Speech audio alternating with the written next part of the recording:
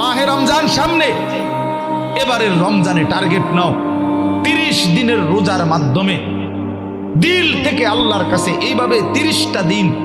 হাতে গুনে তুমি আল্লাহর সাথে ওয়াদাবদ্ধ হও যে আল্লাহ 30 দিন আমি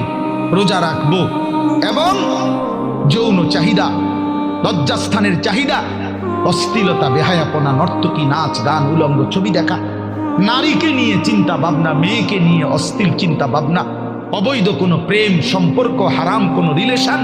এই সব ত্যাগ করে বন্ধু 30টা দিন মনোযোগ দিয়া রোজা রাখো, তারাবি পড়ো, ইফতার করো, সাহারি করো, তাসবিহ পড়ো, তেলাওয়াত করো,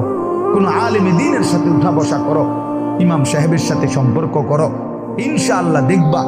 আল্লাহ চাহে তো 30 দিনের মাথায় আল্লাহ বলেন লাআল্লাকুম তাত্তাকুন, আমি আল্লাহ ওয়াদা দিলাম মোমেন তোকে মুত্তাকি বানিয়ে দেব।